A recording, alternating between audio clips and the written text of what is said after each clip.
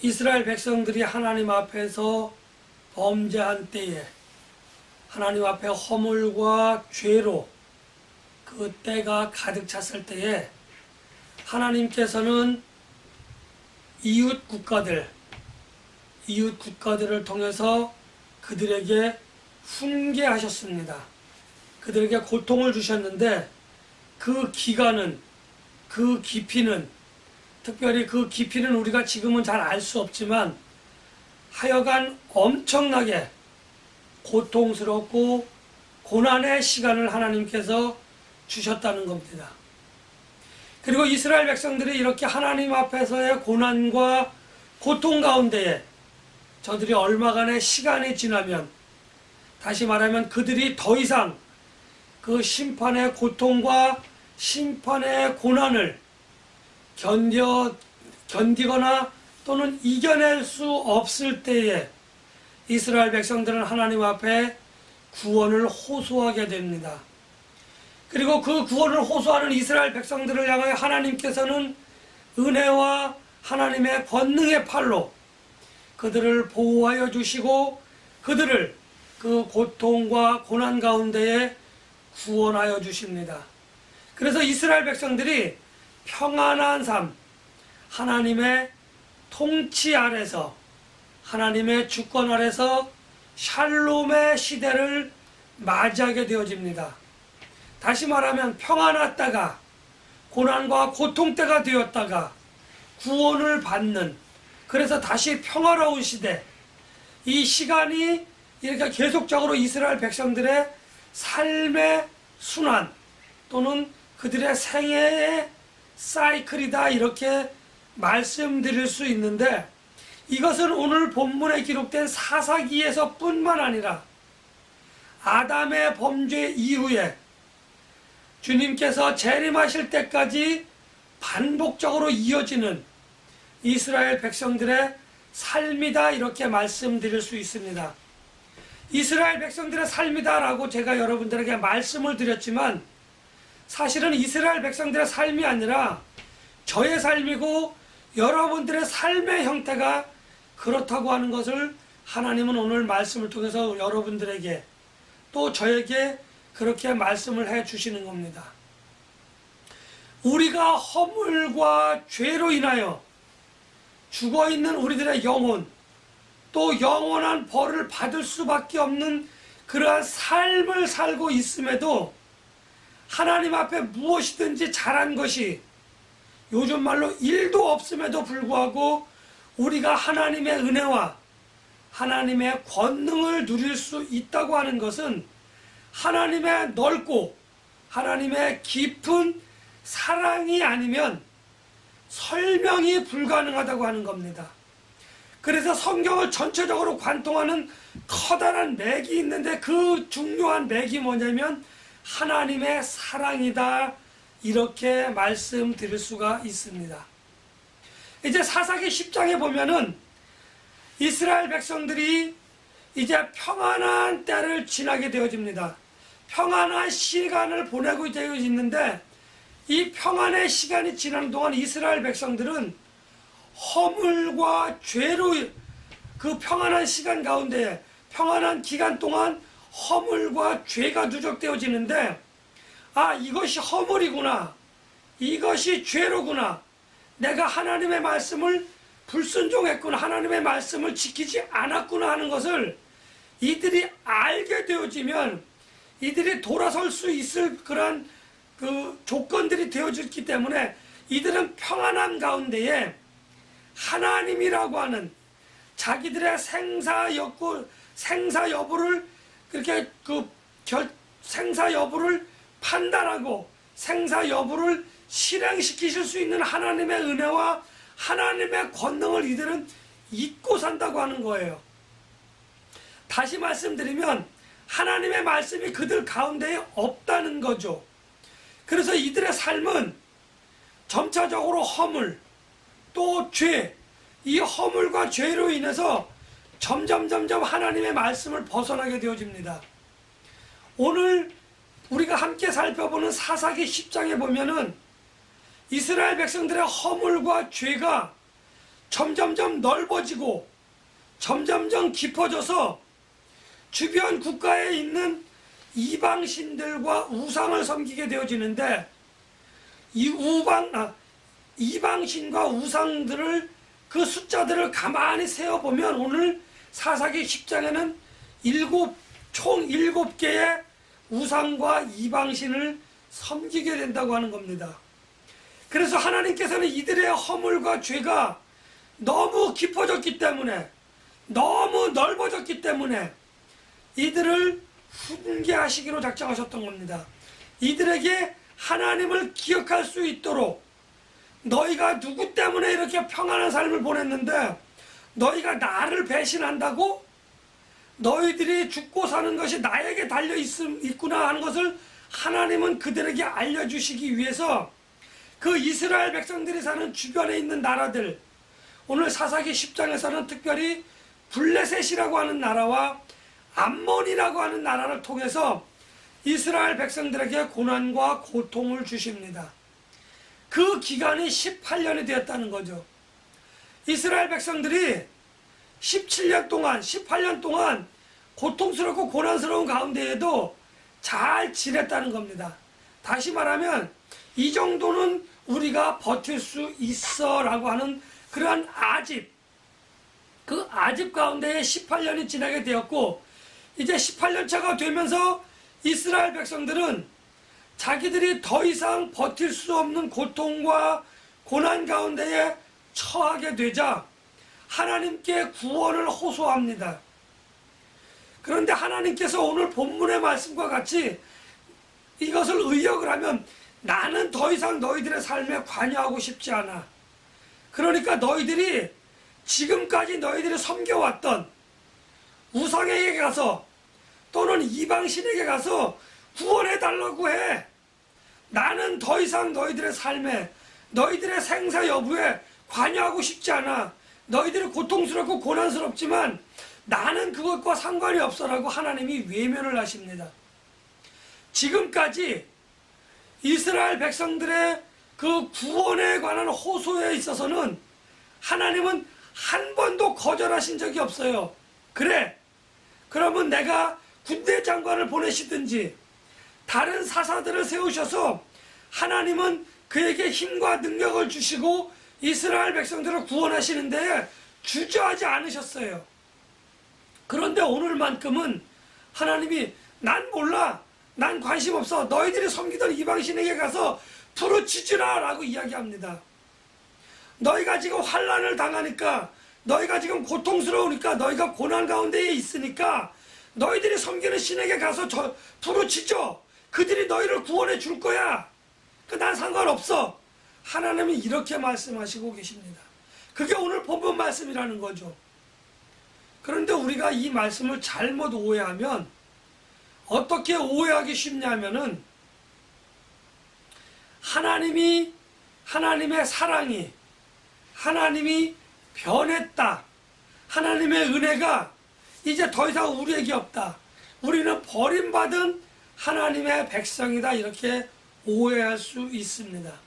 그런데 이 문맥의 중요한 것은 하나님께서 역설적으로 표현하고 계시다라고 하는 거예요. 이스라엘 백성도 그렇지만 저도, 여러분들도 마찬가지입니다.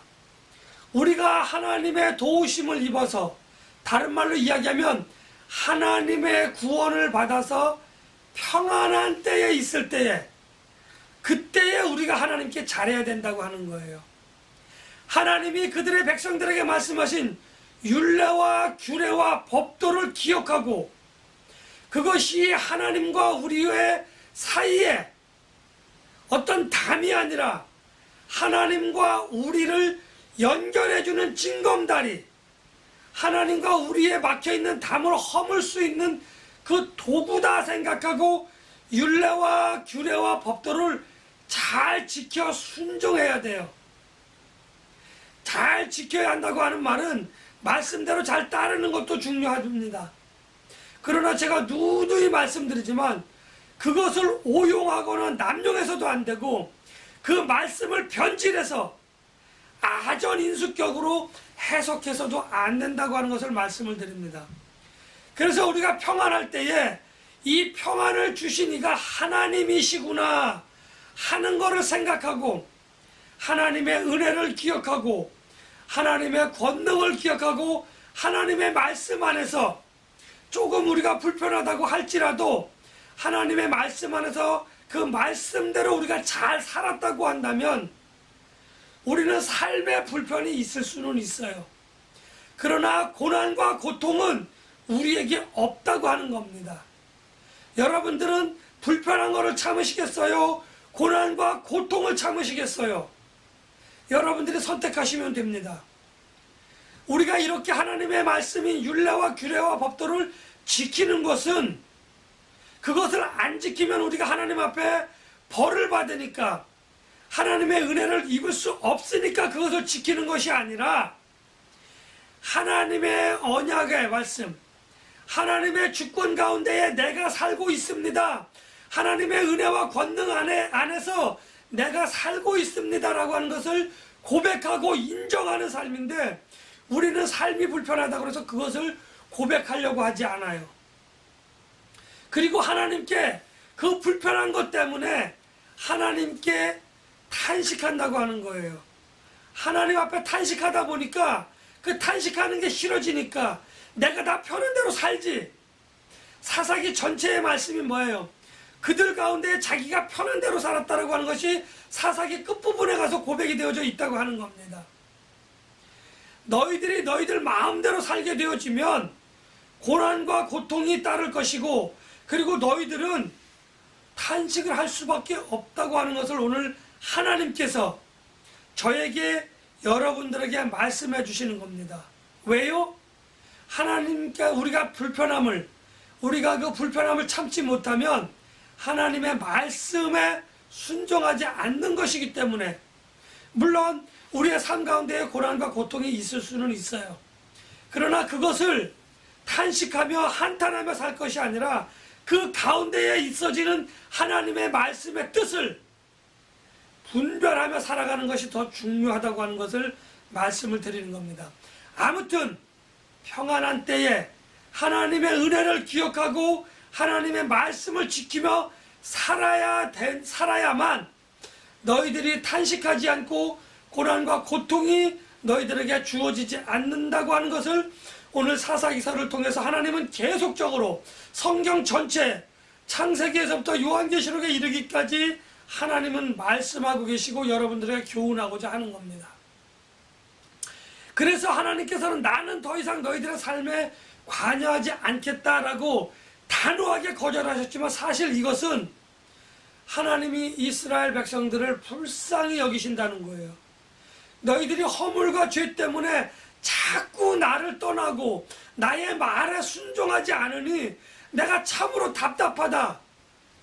이러한 하나님의 심정이 역설적으로 그러니까 너희들이 고통과 고난을 당할 수밖에 없어. 너희들이 탄식할 수밖에 없어.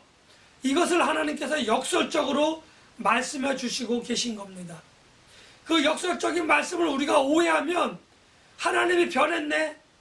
하나님의 말씀이 하나님이 우리를 지켜주신다고 하시는 그 말씀이 틀렸네.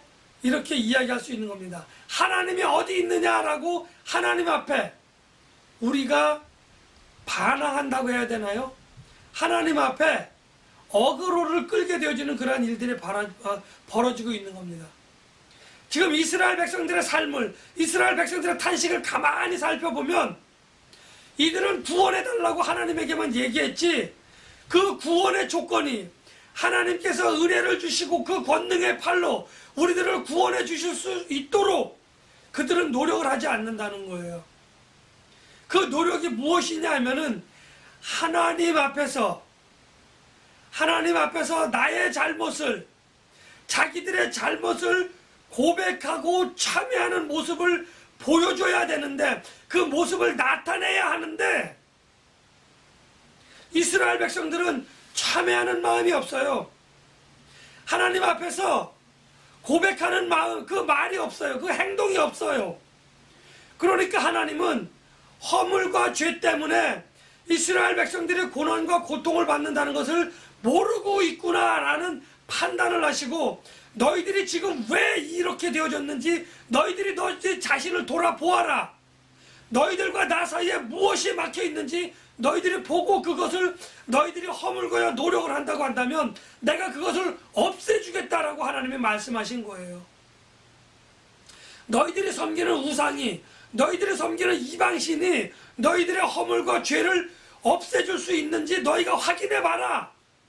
너희들은 그렇게 할 수 없다. 너희들의 허물과 죄는 나 아니면 해결해 줄 수 없다고 하는 것을 하나님이 말씀해 주시는 거예요.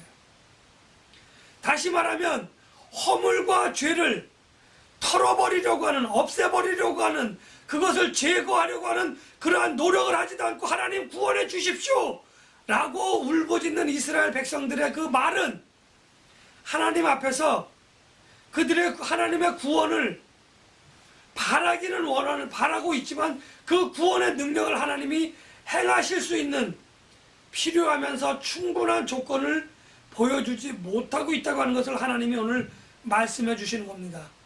구원도 중요합니다. 그러나 구원보다 더 중요한 것은 하나님과 나 사이에 있는 막힌 담, 그것을 허물어 버리는 일이 더 중요하다고 하는 겁니다. 다시 말하면 허물과 죄의 문제를 하나님 앞에서 온전하게 그리고 완전하게 해결하지 못하면 우리는 하나님의 구원의 은총을, 하나님의 구원의 사랑을, 구원의 은혜를 누릴 수 없다고 하는 것을 하나님이 역설적으로 말씀하신 게 오늘 본문 말씀이라고 하는 겁니다. 하나님의 이 역설적인 말씀을 이스라엘 백성들은 깨달았어요. 아하, 우리가 무엇이 문제였구나 하는 것을 깨닫고 하나님 앞에 그들은 참회합니다. 참회하는 그들의 모습을 하나님은 보러봤어요. 너희들이 마음으로 참회하는지 너희들이 진짜 행동으로 참회하는지 보니까 이들이 우상과 이방신을 제하여 버리고 하나님 앞에 나와서 고백을 합니다. 하나님, 우리가 잘못했습니다. 그리고 우리가 이렇게 행동하였습니다. 하나님이 그들의 행실을 보고 그들의 중심을 꿰뚫어 보시는 하나님이 그것을 받아주셨다고 하는 겁니다. 하나님께서 그들의 허물과 죄를 허물어버리고 허물과 죄의 원인이 되어졌던 우상과 이방신을 제거하여 버리고 멀리하는 그 모습을 하나님이 보시고 그들의 그 참회를 받아들여 주셨다는 거죠. 그리고 그들은 모압과의 싸움에서, 블레셋과의 싸움에서 승리하고 다시 평안함을 얻습니다. 그것이 하나님의 구원이었다고 하는 거죠. 우리가 신앙생활을 하면서 착각하고 있는 게 참 많이 있습니다. 내가 하나님과 이웃들에게 범죄하였을 때에 하나님 앞에 후회하는 마음을 갖습니다. 이웃들에게 내가 이러면 안 됐는데, 이런 생각을 하는 사람들이 있는가 하면 이런 생각도 하지 않는 정말 완악한 마음을 가진 사람들도 있다고 하는 겁니다. 그런데 완악한 마음에 관해서는 이야기하지 않겠습니다. 하나님 앞에서 이러면 안 되는데, 이웃들에게 내가 잘못했구나 후회하는 마음을 갖는다는 거죠. 그런데 이 후회라고 하는 것은 회개하는 것과는 다른 겁니다. 후회했다고 해서 회개하는 것이 아니에요. 후회했다고 해서 참여하는 것이 아닙니다. 우리는 그것을 착각하고 있다고 하는 거예요. 그러니까 어때요? 후회는 했는데 참여는 하지 못하는 거예요. 그러니까 그에게 어떤 일이 생겨요? 하나님 앞에 참여하지 않았기 때문에 고통과 고난이 생길 수밖에 없어요. 그리고 이전처럼 여전히 후회한 것을 참여했다고 생각해요. 후회한 것을 회개했다고 생각해요. 하나님이 받아주셨겠지. 천만에 그것은 내 생각이고요. 하나님의 생각은 그게 아니에요. 너희가 잘못했다고 생각하느냐? 그러면 행실로 보여라. 이게 하나님의 말씀인 겁니다. 이게 하나님의 말씀이고 율례고 규례고 법도인 겁니다. 그런데 우리는 내 마음으로만 후회해요. 이웃들이 받은 상처에 관해서는 관심이 없어요. 하나님과 나만 생각하지, 내가 이웃들에게 잘못했을 때 그들에게 용서를 받는 행위는 전혀 하지 않다고 하는 거죠. 그들에게 미안한 마음이 없어요. 이것은 참회가 아닙니다. 이것은 그냥 후회예요. 이것은 회개가 아닙니다. 그리고 또 한 가지, 내가 하나님 앞에 잘못한 것, 이웃들에게 잘못한 것 때문에 내가 고통 가운데 있어요. 내가 어떤 손가락질을 당해요. 그리고 그것이 내가 받는 당연한 고난과 고통인 줄 알아요. 그리고 그것을 또한 하나님의 징계다 이렇게 판단하고 있다고 하는 겁니다. 하나님의 징계는 그런 사소한 것이 아니에요. 그런데 우리는 이 두 가지 행실을 통해서 내가 후회했으니까 참여를 했고, 내가 하나님께 벌을 받았으니까 이 문제는 해결되었어 라고 착각하고 있는 게 오늘 저의 생각이고 여러분들의 생각이라고 하는 겁니다. 내가 이웃에게 잘못했느냐, 하나님에게 잘못했느냐, 그 대상에게 고백하고 그 대상에게 행실로 잘못했다고 하는 것을 고백하고 그것을 고쳐나가려고 하는 그 노력을 하지 않으면 그것은 참회가 아니다고 하는 것을 저는 오늘 여러분들에게 분명히 말씀을 드립니다. 이러한 참회가 없이는 하나님의 은혜를 우리가 입을 수 없다고 하는 겁니다. 하나님의 영광을 가린 나의 허물과 죄에 대해서 슬퍼하고 나의 허물과 죄를 돌이키고 그것을 하나님 앞에 행동으로 보임으로 인해서 제가 여러분들 앞에 참회했다고 하는 것을, 여러분들과 제가 이웃들에게 참회했다고 하는 것을 하나님이 인정하실 수 있는 행동으로 보여주셔야 한다는 겁니다. 그래야만 우리가 하나님 앞에 구원을 받을 수 있고 하나님의 은혜를 누릴 수 있다고 하는 것을 오늘 저는 여러분들에게 분명히 말씀을 드립니다. 그리고 그 허물과 죄를 벗어나기 위한 나의 노력은 아무런 소용이 없습니다.